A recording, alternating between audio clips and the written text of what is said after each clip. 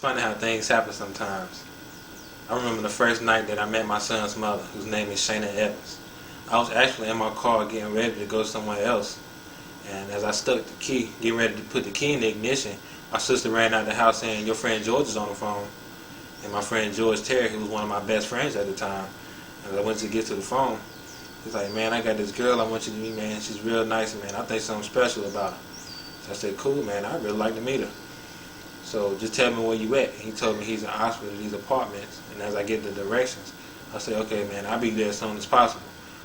So I get back in my car, and when I get to the door, and I notice that she's walking through the door, and when I first seen her, man, it was like this feeling of deja vu or something, man. It was like, man, I think I met her before, man. Like, I think I've seen her before. Like this wave of energy had hit me in my chest. And I know it may sound like a line or something, but that's truly how I met at the time. That's truly how I felt at the time. And as I fast forward through all of the stuff, as I fast forward through time, to the topic of my speech, which is the day my son is born. On that day, she was in labor with him for about 2 days, which is in Granville Medical Center in Oxford. And her mother, who was there the entire time with her, I had told them, I'm getting ready to leave and go to work, because at the time I was the only one working and providing for my family. So as I kissed her and I'm leaving, and her mother asked me, "Well, do you want me to call you and leave you a message when he's on his way?" I said, "Sure, here's my mother's cell phone number." And while I'm at work, some hours go by, and I had another feeling hit me. I was like, man, I think something's going down. I think my son might be here. So I went to go find my mother, who was upstairs working in the same place where I worked at, which is the Raleigh Post Office and Distribution Center. And as I find her, we check her cell phone, and it turned out that her mother, who was Sharon Evans, had left 5 messages on her phone.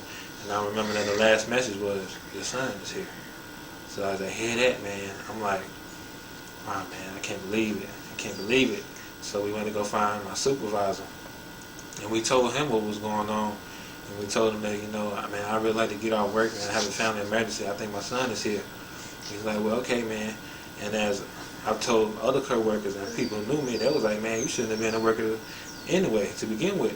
And I'm like, "Man, I just got to pay the bills."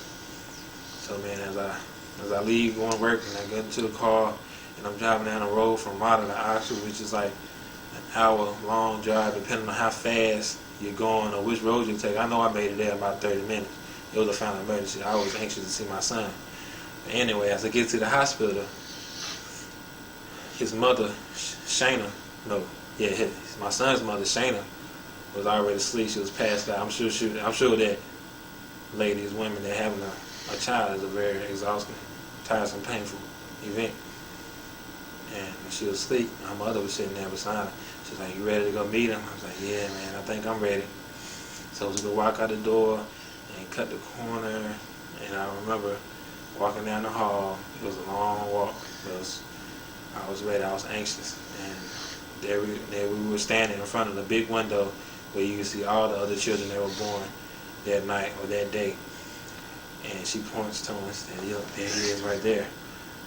And as I look at him, the nurse already had him, she had him by his ankles, with his little booty up in the air. She was trying to put the pamper on him and put baby powder on him or whatever. And I'm like, man, and my heart was just beating real fast, man. I felt like I was going to pass out. I didn't know what to think, man. I had tears coming in my eyes. Like, I just couldn't believe my seed was here. There's my son. Look at him. He's so beautiful and precious, even though he's crying and stuff like that. And I'm crying. And, oh, man, that was just a most memorable event that took place. And that was the day that my son was born. Now, the only thing that I do regret at that time was that I regret that I wasn't there the entire time, because there's only that's a once in a lifetime event that can happen when you have your child born. And I regret that I wasn't there the entire time through delivery and the sacred things like cutting the umbilical cord. I just wish that I was there. I make sure that will never happen again, that I'll always be there. And that's how it happens. Here's my son, right here.